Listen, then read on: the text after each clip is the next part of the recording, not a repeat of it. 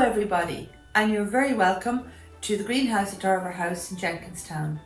And this evening I'm just going to do a very quick arrangement for you that you can do for your own homes for Christmas. Bring a little bit of cheer in this dismal winter, dark and COVID and everything. Hopefully this will cheer you all up a little bit and you can get the flowers. My brief was to use flowers from the supermarket and bits that I can get from the garden.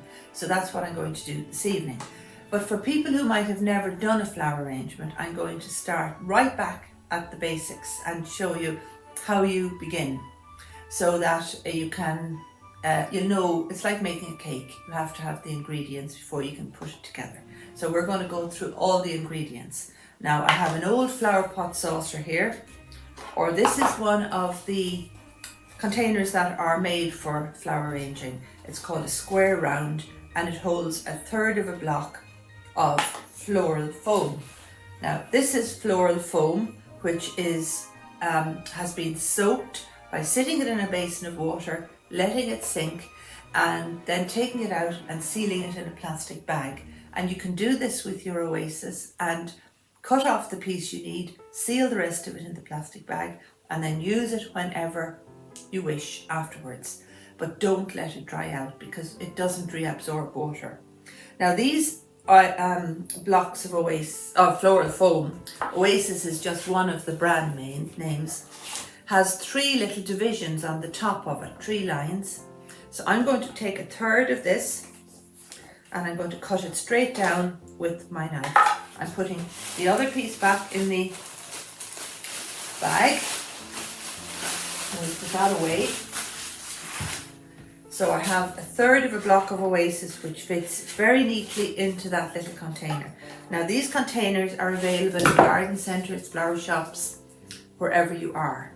And it's quite easy to get.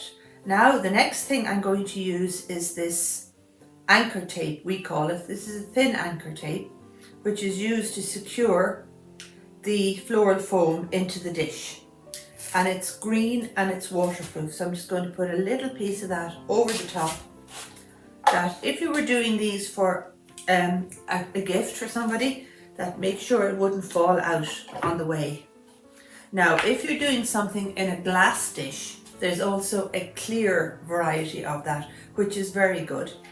Now I'm really missing having all my people coming for classes down here at the greenhouse this winter. So we've had to resort to Zoom classes and videos. So it's a complete change and a departure for me to have to be doing this and not having people in front of me to ask questions. So I'm hoping that I will explain myself correctly to you and that you'll understand what I'm doing. So we have the dish and the Oasis is just a little bit higher than it, okay? Now, I went to a supermarket, that was my brief, to get some materials for this, and I bought these dried pussy willow. They're little furry, it's dried pussy willow, and it will be fine in the center of this. So I'm going to use this as one of my components of this design. Now I think this design would be suitable for a whole table or the center of another table. And I'm just going to group these guys in the center so that they make a little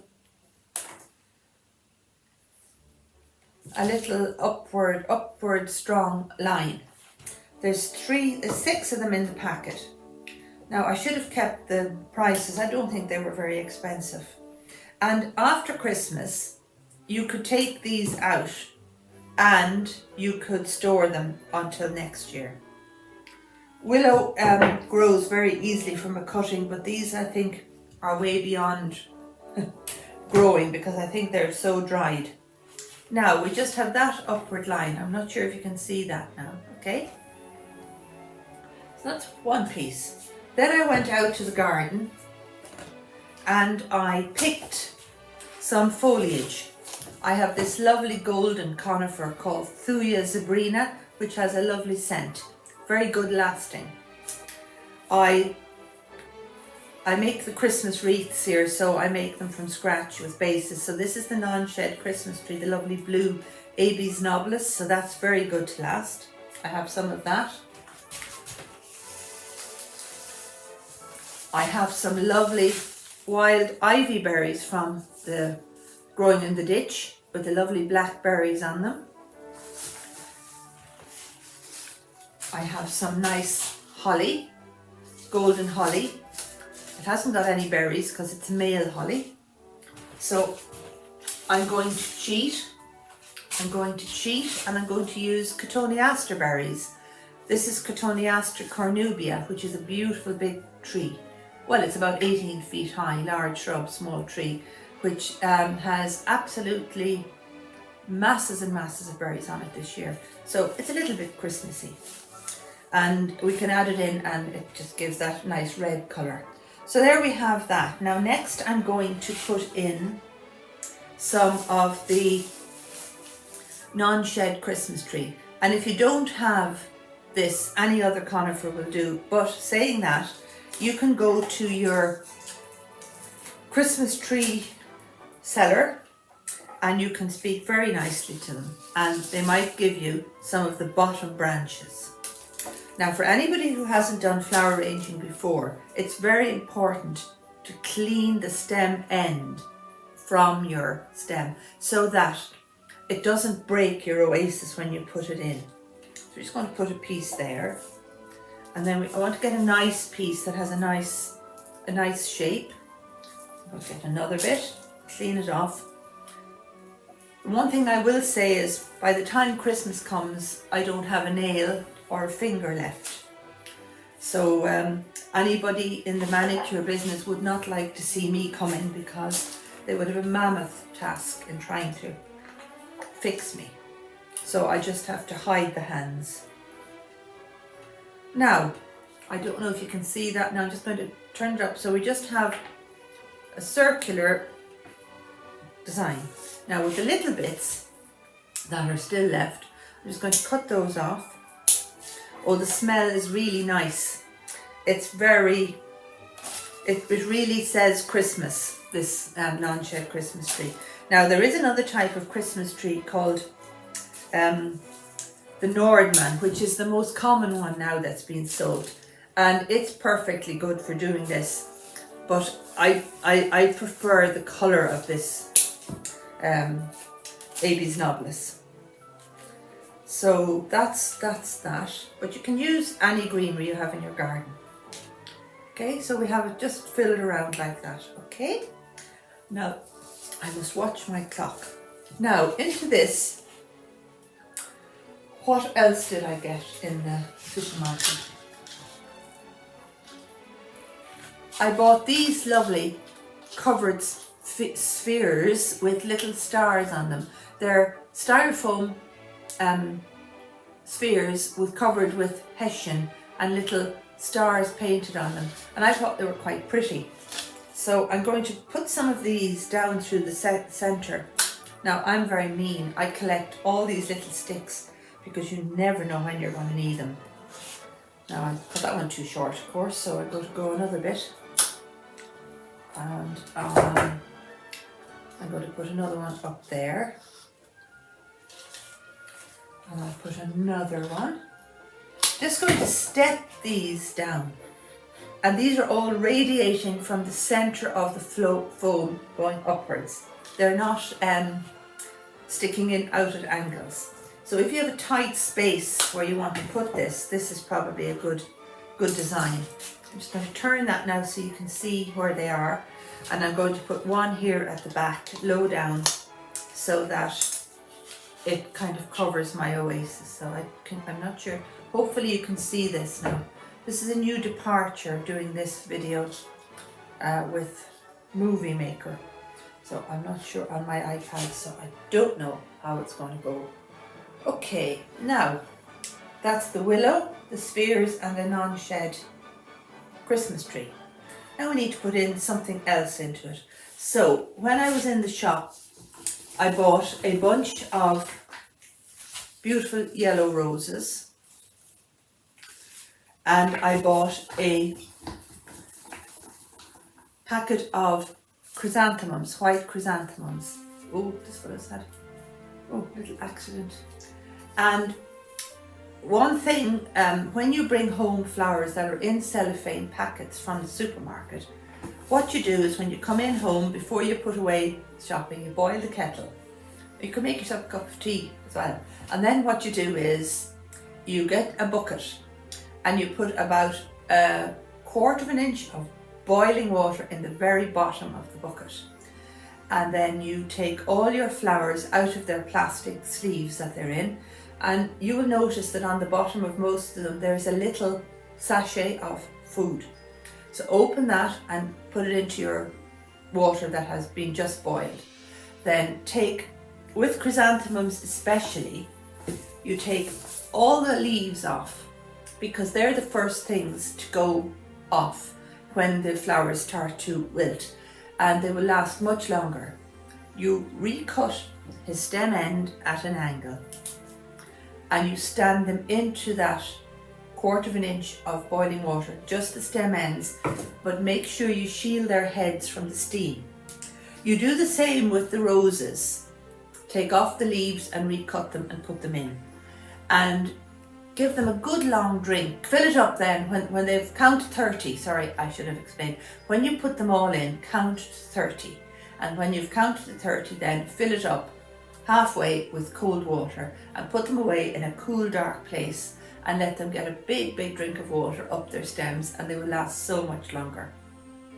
And then when you want to use them, you can just recut them and use them in your design.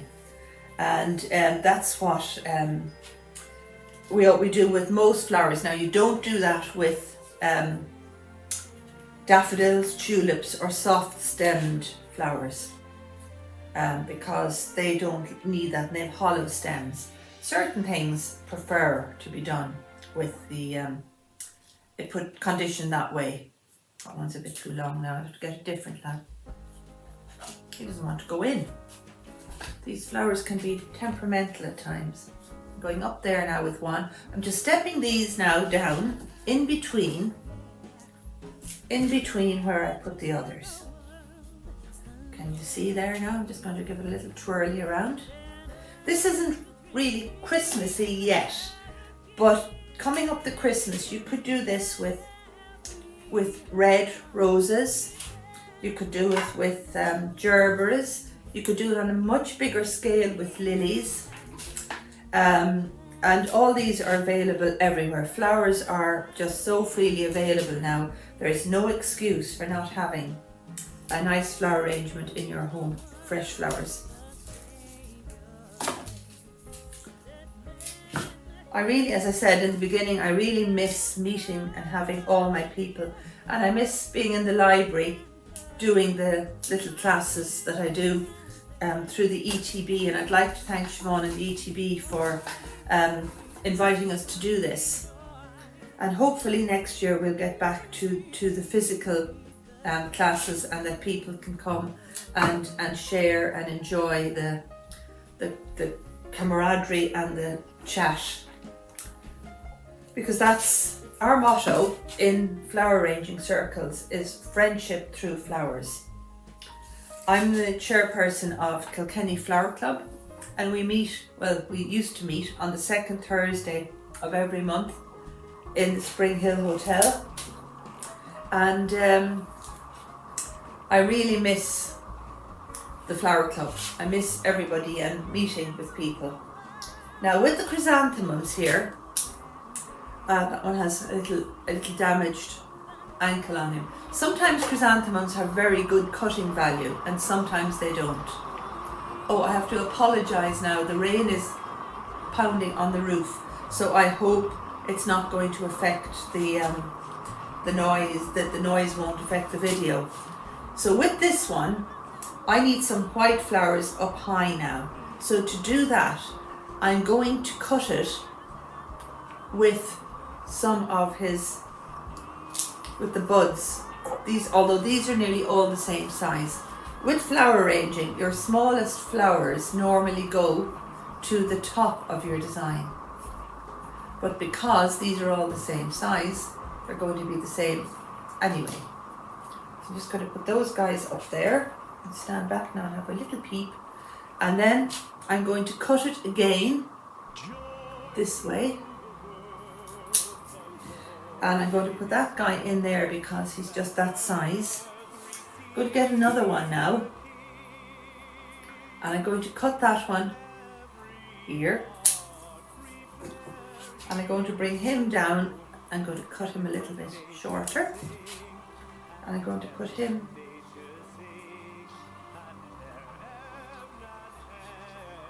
coming in here. Get in there now, behave. And this guy is sticking out, so I'm just going to snip him off because he's surplus to requirements for the minute. Now I'll just turn that now. These are like little stars coming down through the yellow. We pretend it's the Milky Way. How about that?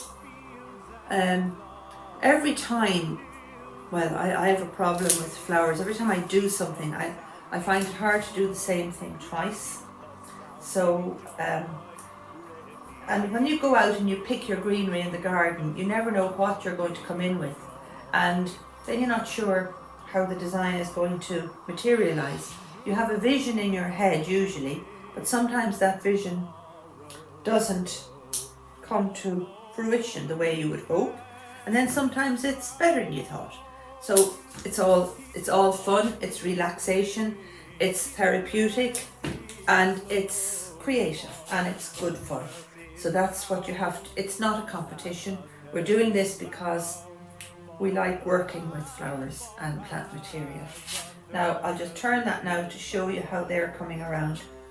So you can do quite a lot with a couple of bunches of flowers and a little bit of foliage and bits and bobs from the garden. And I'm just putting in these little guys now coming around because I want them to act like they're a little skirt coming around this. Another little one there. Waste not, want not. I was brought up in an era of that, and not to be throwing things out and reuse and recycle and whatever. Before it was fashionable, I think. And I'm going to put that guy in at the corner just to bulk it out there. I'm going to put another one in here this side. Now, how are we going? Oops, just lost one. Okay. That guy's a little bit far out, but he'll be okay when I put in some other stuff around him. Now I've used 3 stems, I think, of chrysanthemum, and I have 2 more left, and I still have a little head here. So we'll get another one. Keep them in water as long as you can, your flowers, because if you don't, they will dry out very quickly and they won't last as long. And try not to put them near a radiator. I know lots of people have radiator covers in their halls and they like to have a nice flower arrangement in their hall to welcome visitors. I don't know how we're going to be with the welcoming the visitors this year, but hopefully we'll have some people to come and visit. And it'll be nice to have some little bit of normality for Christmas. Now, are we going there now? I think now that's nearly enough of those guys. One little stray guy here, so I'm just going to tuck him in there because there's a little gap. So that's with that much in it. Now I'm going to get a little bit of this golden foliage and I want to put that out through those to bring the yellow of my roses right down. Now this is very long lasting. As I said, it has a lovely scent and it's a lovely tree to plant in your garden. It's called Thuja zebrina. Now it's not that common, I would think, hard enough to find. I have a few of them that I have grown over the years and I absolutely adore it because it just very slow growing and I love the texture of it and the shape of it. So I don't know, I hope you can see the yellow going through this now. I'm not sure how clear this recording will be. Hopefully it'll be okay. Get another little bit. Now ideally in flower arranging we don't like to have a cut end visible, but with this I don't think it's going to be seen. I hope not anyway. Another little bit here. Where's the bit I was cutting? There we go. And another little bit. A turntable is a very handy thing. So if any of you ice cakes, you have a Lazy Susan, I'm sure. Okay, that's now with that much in. It's just falling out a little bit. Back in there now, behave. Now, I think now next I'm going to put in a little bit of holly. Holly is very angular and quite bulky, and it can be quite difficult to get it in, but I'm just going to put in at the base here a little bit all the way around. I'm just going to cut off the extra leaves, because where would we be without holly at Christmas? It's so important.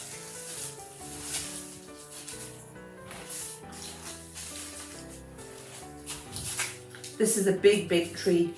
It must be 20 feet high, and I've been cutting holly from this for well over, I wouldn't like to think how many years, before I was even married. My husband used to cut it for me and bring it to me. That was what I used to get when we were, as they say, courting in the day. It was holly used to bring me loads of it at Christmas time, because I made loads and loads of holly wreaths back then. Now I'm going to use some of the lovely ivy berries. Now with these you can spray them with spray glue, and you can put glitter on them, and it will give a little bit of a bling to this if you wish.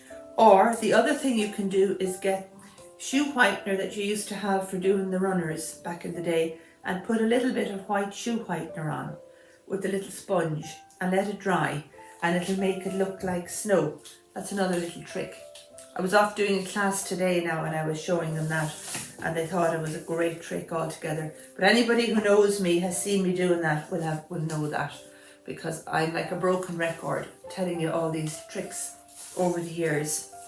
And the old ones are the best, I think, the old ideas, and sometimes we still have to go back and do the traditional bits. I don't know if you can see those ivy now going in, but hopefully you can. Just putting another little bit coming down. Bit there. Just going around now here in a circle to see what I'm doing. Okay, now that's yellow and white now.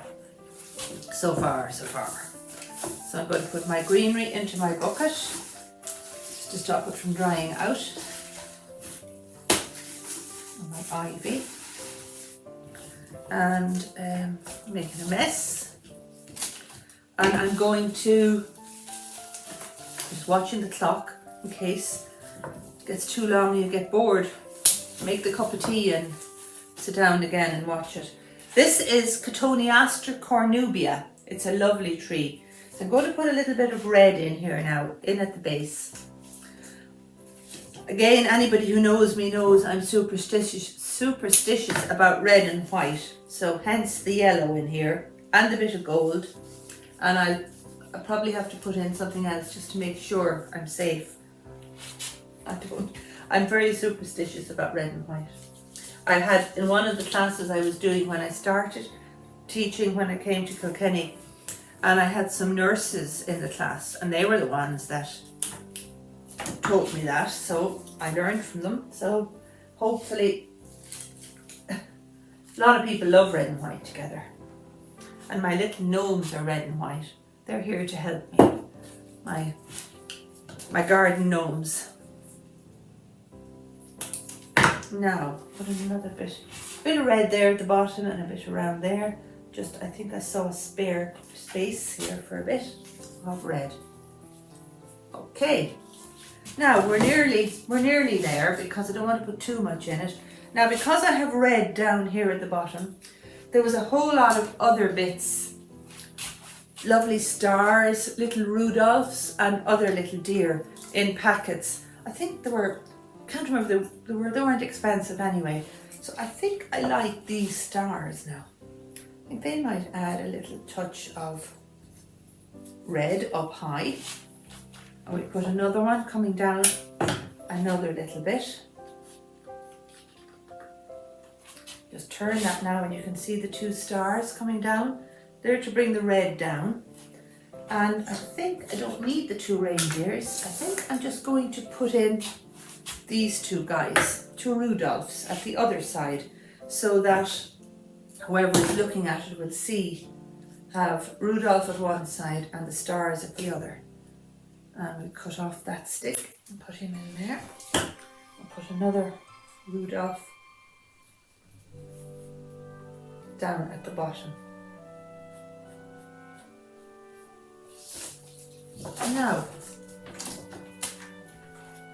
Now that's a bunch of roses, a packet of chrysanthemums, a packet of these spheres, and I think they were all in the one packet. So that's all from the supermarket.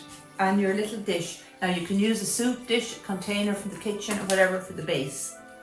And another thing you can do with this when you have it done is the plastic charger plates that you get from for putting things on at Christmas. Put one under it, maybe in red, and then it will also help to lighten the colour, bring the colour right up. And you could put a little string of fairy lights, battery lights around the base to really lift the whole lot. And you could put it on your hall table or your sideboard or give it away as a present to somebody. And it's very easy to do and not costing a fortune. And hopefully you have enjoyed my demonstration. And I would like to thank again Siobhan for asking me to do it for the ETB. And I wish you all a very happy, peaceful and healthy Christmas. And please God, next year we will be looking forward to being COVID free and being able to get out and about and meet everybody again and do physical flower arranging. So until then, thank you very much. Good night.